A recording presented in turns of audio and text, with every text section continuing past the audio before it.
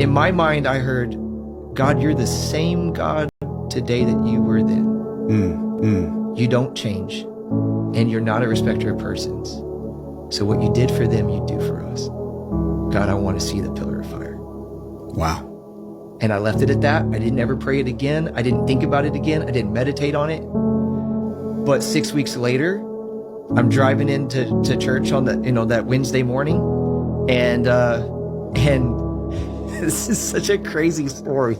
Sorry. It's radical radio, brother. Go for it. And y'all better hold on tight because this is crazy. Anyway, so I hear the Lord say, I'm going to worship with you this morning. I don't know what that means, right? Like, I understand worship God. I'm going to worship him. He told me I'm going to worship with you today. And I went, I'm going to ignore that. Yeah. That was my thought was, I heard wrong. Right. So I get to the church, and there's a line of people outside waiting to be counseled. That doesn't happen, but it happened that day. And the entire day, like from 8 a.m. till 5:14, I'm counseling people. Wow.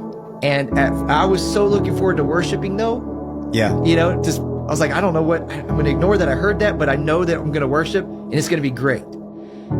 But at 5:14, I get the last one out. I shut the door, lock it, turn the lights off, turn on some worship music, and I get on my knees. And I felt the presence of God come from behind me, tangibly, physically, and put his arms around me and hold me. Whoa. His chest to my back. Whoa. And it lasted for 1 minute, because at 5:15, knock on the door. And so I get up, I turn off the music, the presence, whatever, it's gone. I don't mean like that physical thing wasn't there. I get up, I turn the lights on, I unlock the door, guy comes in, I counsel him for a little bit. We have Bible study at 6 o'clock, so I'm walking over there. It's actually a business meeting. We have like a financial business meeting that day. And so I'm walking across over to there at 6 o'clock, and I open the door, I go inside, and then I see, it's Christmas time, right? And so we have a Christmas tree in the door, one of our other doors to the window, and I see it's flashing red and the lights are on. And I went, why is there red lights flashing on our Christmas tree? And I look out the window and I see emergency lights outside. And I was like, so I turned to our treasurer and I said, hey, Larry, I think the police might be outside. And as I said that, a fireman opens the door and he is full gear, axe in hand, mask, everything. And he yells out, where's the fire? Wow. And I look at Larry and he looks at me and both of us are like, what did you do? To each other. And I had no idea. And so we walk outside. I said, I don't know what you're talking about, but I will show you every inch of our property. And he's like, well, you have to, because we had a report that your church is on fire and we can't find it. I was like, okay. So we go into every room, every single room. Wow. We get to the sanctuary, it's the last place. We open the doors and he goes, I don't know what that guy was thinking. And my thought was, oh man, we're gonna have to do a lot of paperwork here. Because now I'm looking out the windows of the sanctuary and realize there's 3 fire trucks.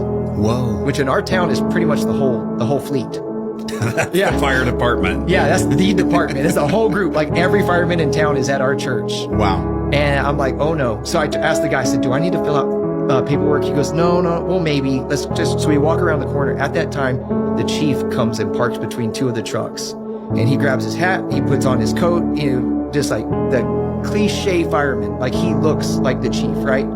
And so he comes and he's yelling like, y'all get to work, and why haven't you hooked up? And we can't find the fire. He's like, what do you mean you can't find the fire? It's right over there. And I was like, sorry, sir, I'm the pastor. My name's Jeff. And whatever. He's like, yeah, I'm the chief. And he's like, I said, do I need to fill out paperwork? He goes, for what? I said, because y'all came out here and there's no fire. He goes, no, there is a fire. I know there's a fire.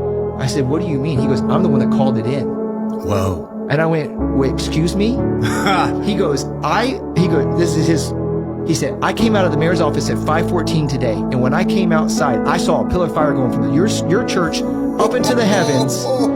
He said, I drove over here, confirmed it's coming out of that door. Wow. And I went, which door? And I turned around around our sanctuary to the back where our offices are, and he goes, that one. I said, sir, that's my office. Come on, I'll worship with you today. Yeah. Yes. Yeah, so we had it. And my thought was, I didn't get to see it. Wow. I asked to see the pillar of fire. I immediately remembered the prayer. I said, God, I didn't get to see it. You know what I heard? Neither did Moses. Wow. He said, Joshua and the nation did. Moses didn't.